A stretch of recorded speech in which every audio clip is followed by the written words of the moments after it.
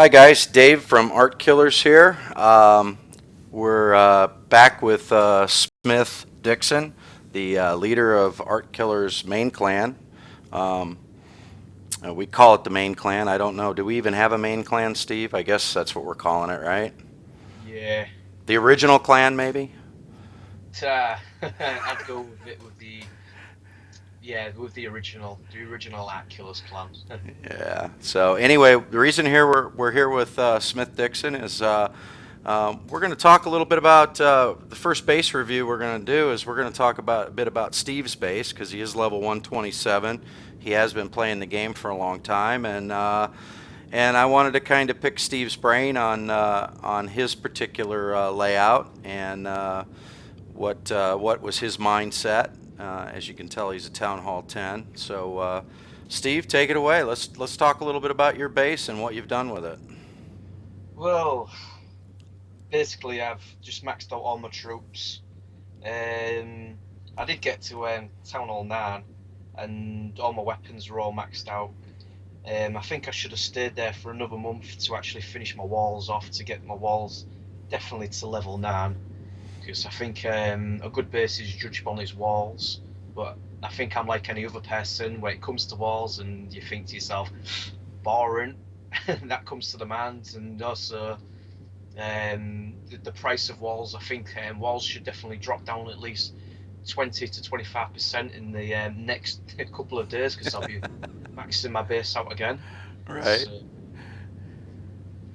but yeah, basically it is a farming base. Obviously, farming bases with the gold protected. Elixir. Elixir is sort of like segregated in 4 different places. I think I've maxed out everything on my Elixir now, so I can afford to put them as like decoy storages. I've been a massive fan of the clan castle in the centre. Obviously, if you press in the centre, you'll have a nice big white circle, and it actually covers the full middle bit. The full white ring will touch each elixir storage. So no matter what anything comes in there, they're going to have 30 archers run at them. So that's going to be a bit of a deterrent. So yeah. Apart from that, I've got the free. Well, I've got my expo going from level 2 to level 3 now. We've got about good 11 days on that left. And that's Uh, your third expo. yeah, that's my third expo. Um, I think I've just finished upgrading my expos to level 4 just as Supercell advertised that the price went down on expos, so it was pretty downhearted, but you got to live on and get on with that. I think there's plenty of people who have actually gemmed their expos and they thought, damn. But yeah, just finishing off now the cannons to level 12.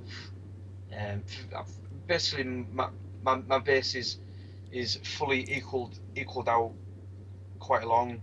I've got in the middle bit. I've got my air defense and a wizard with elixir storage in each section, so it's Hmm. pretty evened out for air defense. I've even got my two Inferno towers who are level 1. They'll be upgrading last when the air defense is completely finished. So I think I want to save on the Dark Elixir to start boosting my king and queen up. I've only just I thought I went trophy hunting for about 4 or 5 days, and I think I got to about 2,550 or just short of 2,600, Oh wow. and I kind of sort of like looked at that and I thought, yep, the king and queen are far too weak. You definitely need to look at them being about at least level 15 to get into your Masters League and well into your I think is it the I can't remember what the black one's called now. Is it Crystal? No. Crystal's the purple ones. I'm not sure what the black ones are called. I've never been that high. I think it is the Masters League Yeah, because it Yeah, it's the Masters League. Once you get above, I believe it's 2 or 3 thousand. I think it's 3,000, above 3,000. I think it goes gold, crystal, masters, then champions. Yeah, Yeah, so I think it is Champions the League. Masters League, yeah. Yeah. For masters, you definitely need level 15 to level 20 with maxed out troops anyway. So something to look, something to work on, and try not to be quite gemmy about it. Right. Now, how often does your base actually get attacked? I can't imagine too many people with 1,600 trophies see that base and actually go, "Wow, I'm going to attack this guy." Well, to be honest, when I was climbing up for trophies, my base holded quite up. I have actually got my own trophy based design, what I use quite often, and once in a while I'll swap it around. But yeah, you do get people trying. You definitely do.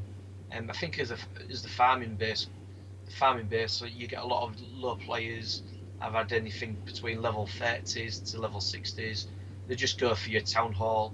Once they get the town hall, they'll just send everything at you. Just to go, yeah, look at me. I've got 1 star from a level 127, which, yeah, you do need to have your base tested, and I think any other top player could look at my base and think, yep, I've got an idea to break through that base, and probably it will happen. And if it does, good luck to them. Every bit, I always say every base is breakable, and my base is no different. But I like the setup. I think the setup is quite strong. It's quite evened out. So no matter which side I get attacked at, it's always got a good even amount of weapons to defend my base at the best as it can anyway. So Well, while we're sitting here looking at your base, a couple of things that I've noticed that I learned early on in the game that a lot of people make mistakes on is air defense. Number one, if your air yes, defense isn't towards the center, a couple of archers and some dragons are going to wipe you out. I notice you've done really good things with your air defense. Got it there in towards the middle of the base. yeah. I think of a lot of people is when you actually click on your air defenses, is that your air defenses. A lot of people need to learn about the white circles around the weapons, because they're quite a key of that. Because if archers can't reach them, I think archers can reach up to about 3 to 4 squares, and I think all my air defenses is quite all inside my main area, so that's pretty covered. And I've got my my ground attack weapons more at the front, where they can actually take out the archers, so nothing's going to take out the air defenses for dragons. But I've never had anybody attack me with dragons yet, so I'd like to see them try it out. Well, I could tell people when Steve's talking about the white circle, you're talking about the range circle that goes around each weapon Yeah, that gives you the range, different ranges. Yeah, it's amazing to me that I've come across some fairly high level bases and they still haven't figured out that level 2, level 3, or even level 4 air defense, if it's towards the outside of the base, it just takes a couple of giants and some archers, and one dragon can wipe out a pretty good sized base, yeah. depending on the level of the giant. While we're talking, Steve, people are probably wondering, because you do farm quite a bit, and they can see your archers and your minions floating around down there. What is your favorite layout for a farming attack? What troops do you like to use? I can use different ones. At the moment, I'm using. I think it's. Ooh, let's have a look at this one. Um, my camps can hold up to 240, so our main use around about 210 archers, and then 30 minions. So that is my favourite one, because for reasons of that is it's quite cheap on Elixir. It's quick on the time. I think it takes me 17 minutes to 18 minutes to train my camp. So I can always have 3 battles every hour, and I'll always have my clan castle as well as backup as well. So, and I think the Elixir, I think it's 55k I use on Elixir for each raid. So as long as I raid higher than my Elixir, I'm always making a profit. unless I'm pressing the next button over about 60,000 times. Right. And obviously everybody's got the same problem with the loop penalty, is your next button becomes your favourite friend. Right. And we talked in an earlier video, you and I did, we talked a bit about loot penalties. What did you discover when you went from Town Hall 9 to obviously Town Hall 10? What did you find happened to your loot as you were raiding? I think with Town Hall 10, I think the biggest problem is with it is you get so many low levels. I've come across a lot of level 40s, between level 40s to 50s. We've all got Town Hall 10s. So to farm at a level Town Hall 10 and you're versing another Town Hall 10, and they've got level 3 gold mines and drills and things, you're talking the low penalty on top of what that is pretty low. But I think at the moment now, I think it just depends on where you range yourself as well.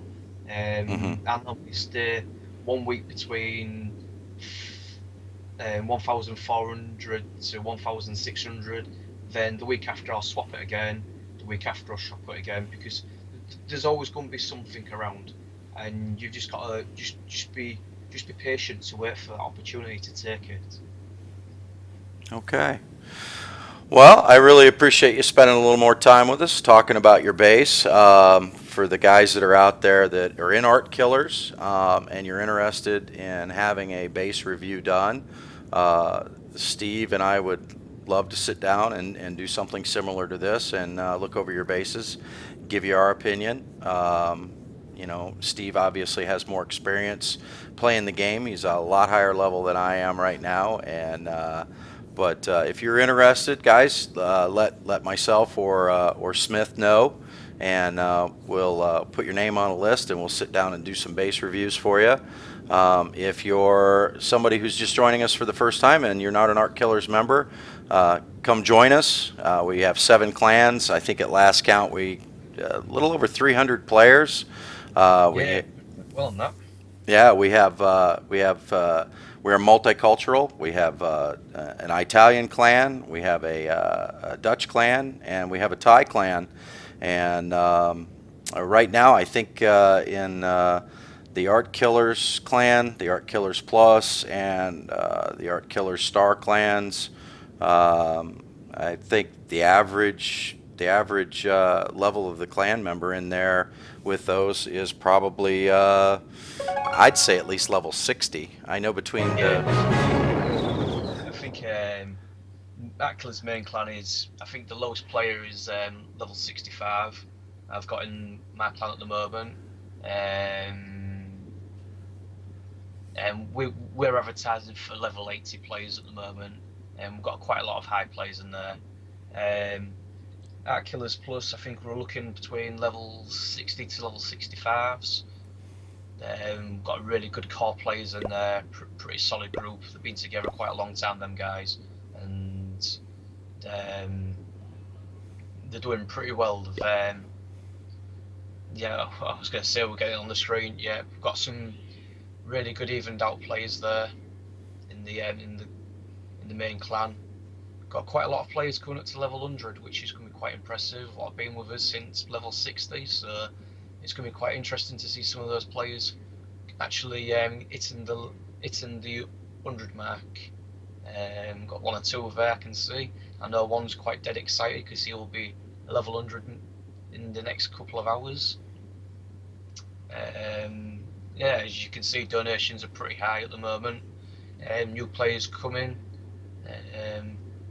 Yeah, it's pretty solid. It's getting back. It's getting back to the way it was quite a couple of months ago, where all the donations were quite high, and yeah, it's been pretty good. Yeah, it looks really good. This is the clan that I'm in. This is ArtKillers Plus.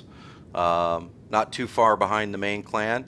I think we average around level 70 to 80 in this clan. Yeah. But again, a lot of solid players, a lot of people that have been with together in this clan for quite some time, And you know, I can say from being in this clan that they enjoy being part of the ArtKillers family. So donations aren't quite as high as they are in the in the main clan, but oh look, Dave's got 2,000. Brilliant player. I can tell you that the player at the bottom, I've gotten to know Abdullah pretty well in the last couple of days. A little shout out to Abdullah. Abdullah is one of our young players that plays, and I really enjoy playing with him. I believe he's from Pakistan, and he's pretty fun to get on chat with. So, but there's a little bit about us, and as you can see, we have the Italian clan, the Dutch clans, the Thai clan.